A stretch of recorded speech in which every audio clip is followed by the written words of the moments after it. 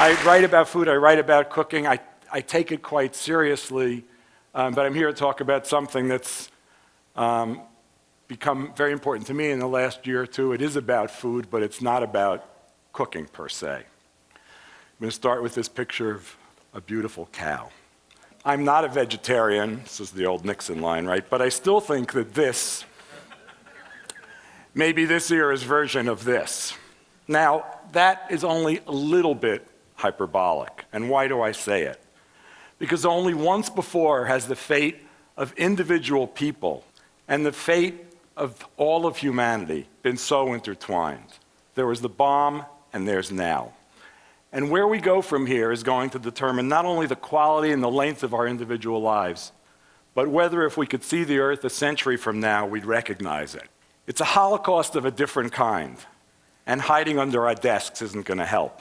Start with the notion that global warming is not only real, but dangerous. Since every scientist in the world now believes this, and even President Bush has seen the light or pretends to, we can take this as a given. Then hear this, please. After energy production, livestock is the second highest contributor to atmosphere-altering gases. Nearly 1/5 of all greenhouse gas is generated by livestock production, more than transportation. Now, you can make all the jokes you want about cow farts, but methane is 20 times more poisonous than CO2, and it's not just methane. Livestock is also one of the biggest culprits in land degradation, air and water pollution, water shortages, and loss of biodiversity. There's more. Like half the antibiotics in this country are not administered to people, but to animals. But lists like this become kind of numbing. So let me just say this. If you're a progressive, if you're driving a Prius, or you're shopping green, or you're looking for organic, you should probably be a semi-vegetarian. Now, I'm no more anti-cattle than I am anti-Adam, but it's all in the way we use these things. There's another piece of the puzzle, which Ann Cooper talked about beautifully yesterday, and one you already know. There's no question, none, that so-called lifestyle diseases, diabetes, heart disease, stroke, some cancers, are diseases that are far more prevalent here than in anywhere in the rest of the world. And that's the direct result of eating a Western diet. Our demand for meat, dairy, and refined carbohydrates, the world consumes 1 billion cans or bottles of Coke a day. Our demand for these things, not our need, our want, drives us to consume way more calories than are good for us. And those calories are in foods that cause, not prevent, disease. Now, global warming was unforeseen. We didn't know that pollution did more than cause bad visibility. Maybe a few lung diseases here and there, but that's not such a big deal. The current health crisis, however, is a little more the work of the evil empire. We were assured that the more meat and dairy and poultry we ate, the healthier we'd be. No. Overconsumption of animals, and of course junk food, is the problem, along with our paltry consumption of plants. Now, there's no time to get into the benefits of eating plants here, but the evidence is that plants, and I want to make this clear, it's not the ingredients in plants, it's the plants. It's not the beta-carotene, it's the carrot. The evidence is very clear that plants promote health. This evidence is overwhelming at this point. You eat more plants, you eat less other stuff, you live longer. Not bad. But back to animals and junk food. What do they have in common? One, we don't need either of them for health. We don't need animal products, and we certainly don't need white bread or Coke. Two, both have been marketed heavily, creating unnatural demand. We're not born craving Whoppers or Skittles. Three, their production has been supported by government agencies at the expense of a more health and earth-friendly diet. Now, let's imagine a parallel. Let's pretend that our government supported an oil-based economy while discouraging more sustainable forms of energy, knowing all the while that the result would be pollution, war, and rising costs. Incredible, isn't it? Yet they do that, and they do this here. It's the same deal.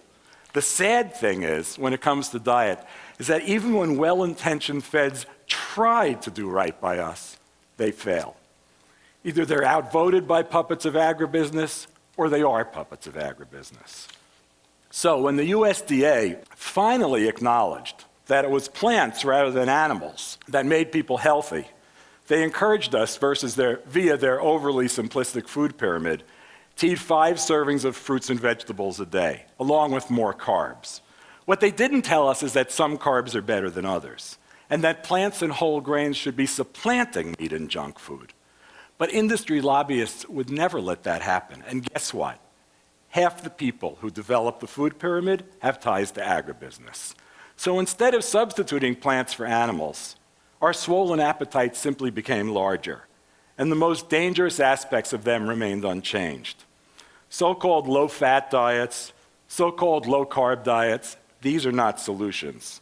But with lots of intelligent people focusing on whether food is organic or local, or whether we're being nice to animals, the most important issues just aren't being addressed. Now, don't get me wrong.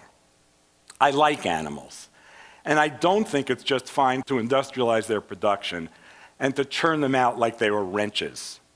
But there's no way to treat animals well when you're killing 10 billion of them a year. That's our number, 10 billion. If you strung all of them, chickens, cows, pigs, and lambs, to the moon, they'd go there and back 5 times, there and back. Now, my math's a little shaky, but this is pretty good. And it depends whether a pig is 4 feet long or 5 feet long, but you get the idea. That's just the United States. And with our hyperconsumption of those animals producing greenhouse gases and heart disease, kindness might just be a bit of a red herring. Let's get the numbers of the animals we're killing for eating down, and then we'll worry about being nice to the ones that are left. Another red herring might be exemplified by the word locavore, which was just named Word of the Year by the New Oxford American Dictionary, seriously. A locavore, for those of you who don't know, is someone who eats only locally grown food, which is fine if you live in California, but for the rest of us, it's a bit of a sad joke. Between the official story, the food pyramid, and the hip locavore vision, you have 2 versions of how to improve our eating. They both get it wrong, though. The first, at least, is populist, the second's elitist. How we got to this place is the history of food in the United States, and I'm going to go through that, at least the last 100 years or so, very quickly right now. 100 years ago, guess what? Everyone was a locavore. Even New York had pig farms nearby, and shipping food all over the place was a ridiculous notion. Every family had a cook, usually a mom, and those moms bought and prepared food. It was like your romantic vision of Europe. Margarine didn't exist. In fact, when margarine was invented, several states passed laws declaring that it had to be dyed pink, so we'd all know that it was a fake. There was no snack food, and until the 20s, until Clarence Birdseye came along, there was no frozen food. There were no restaurant chains. There were neighborhood restaurants run by local people, but none of them would think to open another one. Eating ethnic was unheard of unless you were ethnic. And fancy food was entirely French. As an aside, those of you who remember Dan Aykroyd in the 1970s doing Julia Child's imitations can see where he got the idea of stabbing himself from this fabulous slide. Back in those days, before even Julia, back in those days, there was no philosophy of food. You just ate. You didn't claim to be anything. There was no marketing. There were no national brands. Vitamins had not been invented. There were no health claims, at least not federally sanctioned ones. Fats, carbs, proteins, they weren't bad or good. They were food. You ate food. Hardly anything contained more than one ingredient because it was an ingredient. The cornflake hadn't been invented. The Pop-Tart, the Pringle, Cheese Whiz, none of that stuff. Goldfish swam. It's hard to imagine. People grew food and they ate food.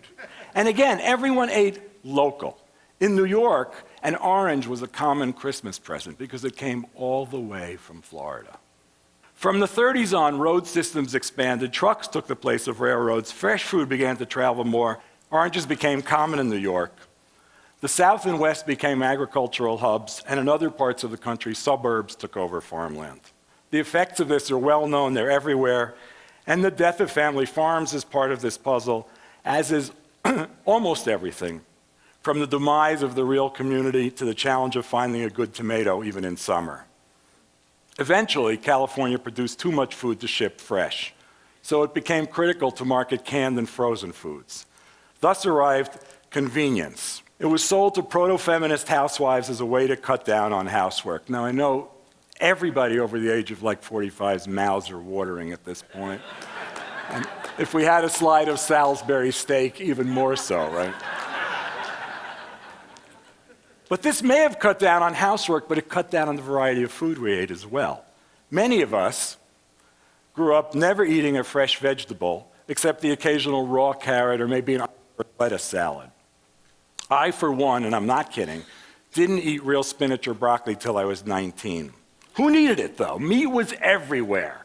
What could be easier, more filling, or healthier for your family than broiling a steak? But by then, cattle were already raised unnaturally. Rather than spending their lives eating grass, for which their stomachs were designed, they were forced to eat soy and corn.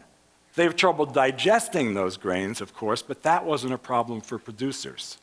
New drugs kept them healthy. Well, they kept them alive. Healthy was another story.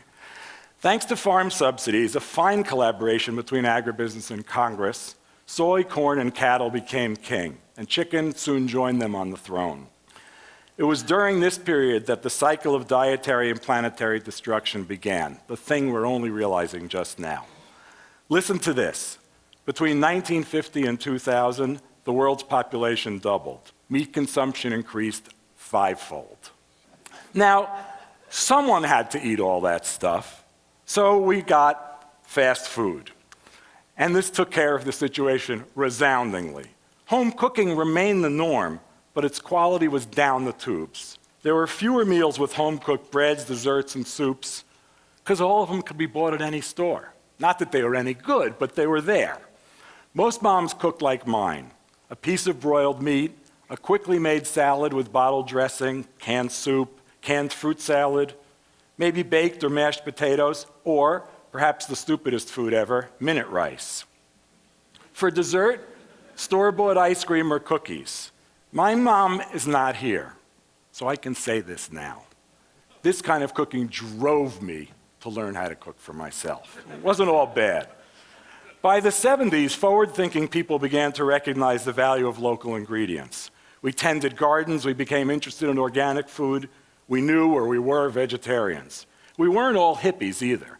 Some of us were eating in good restaurants and learning how to cook well.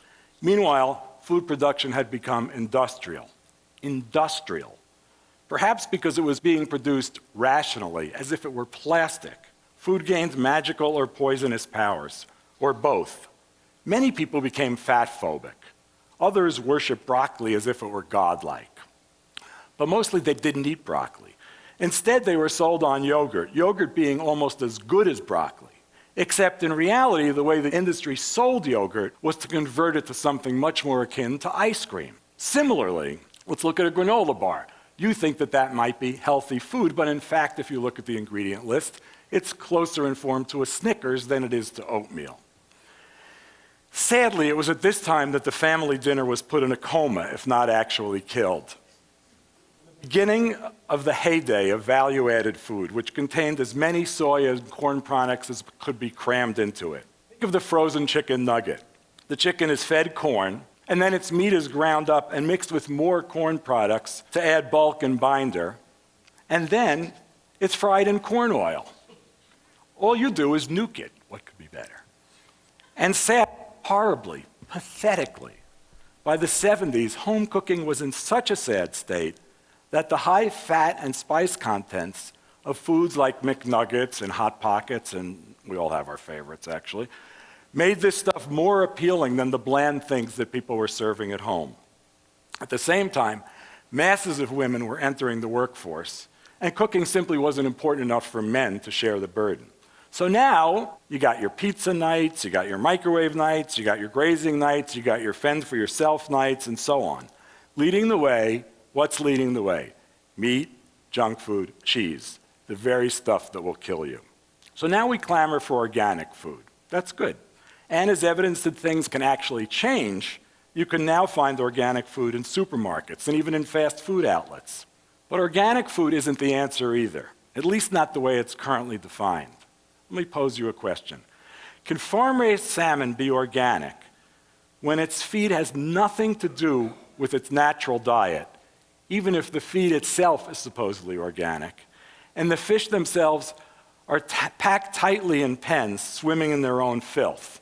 And if that salmon's from Chile, and it's killed down there, and then flown 5,000 miles, whatever, dumping how much carbon into the atmosphere? I don't know. Packed in styrofoam, of course, before landing somewhere in the United States and then being trucked a few hundred more miles. This may be organic in letter, but it's surely not organic in spirit. Now here's where we all meet. The locavores, the organivores, the vegetarians, the vegans, the gourmets, and those of us who are just plain interested in good food. Even though we've come to this from different points, we all have to act on our knowledge to change the way that everyone thinks about food. We need to start acting. And this is not only an issue of social justice, as Ann Cooper said, though of course she's completely right, but it's also one of global survival. Which brings me full circle and points directly to the core issue, the overproduction and overconsumption of meat and junk food. As I said, 18% of greenhouse gases are attributed to livestock production. How much livestock do you need to produce this? 70% of the agricultural land on Earth, 30% of the Earth's land surface is directly or indirectly devoted to raising the animals we'll eat. And this amount is predicted to double in the next 40 years or so. And if the numbers coming in from China are anything like what they look like now, it's not going to be 40 years. There is no good reason for eating as much meat as we do, and I say this as a man who has eaten a fair share of corned beef in his life. The most common argument is that we need nutrients, even though we eat, on average, twice as much protein as even the industry-obsessed USDA recommends. But listen, experts who are serious about disease reduction recommend that adults eat just over half a pound of meat per week. What do you think we eat per day? Half a pound. But don't we need meat to be big and strong? Isn't meat eating essential to health? Won't a diet heavy in fruit and vegetables turn us into godless, sissy liberals? Some of us might think that would be a good thing. But no. Even if we were all steroid-filled football players, the answer is no. In fact, there's no diet on Earth that meets basic nutritional needs that won't promote growth. And many will make you much healthier than ours does. We don't eat animal products for sufficient nutrition. We eat them to have an odd form of malnutrition, and it's killing us. To suggest that in the interest of personal and human health, Americans eat 50% less meat, it's not enough of a cut, but it's a start. It would seem absurd, but that's exactly what should happen. And what progressive people, forward-thinking people, should be doing and advocating, along with a corresponding increase in the consumption of plants. I've been writing about food more or less omnivorously, one might say indiscriminately, for about 30 years. During that time, I've eaten and recommended eating just about everything. I'll never stop eating animals, I'm sure. But I do think that for the benefit of everyone, the time has come to stop raising them industrially and stop eating them thoughtlessly. Ann Cooper's right. The USDA is not our ally here. We have to take matters into our own hands, not only by advocating for a better diet for everyone, that's the hard part, but by improving our own. And that happens to be quite easy. Less meat, less junk, more plants. It's a simple formula. Eat food. Eat real food. We can continue to enjoy our food, and we continue to eat well, and we can eat even better. We can continue to search for the ingredients we love, and we can continue to spin yarns about our favorite meals. We'll reduce not only calories, but our carbon footprint. We can make food more important, not less, and save ourselves by doing so. We have to choose that path. Thank you.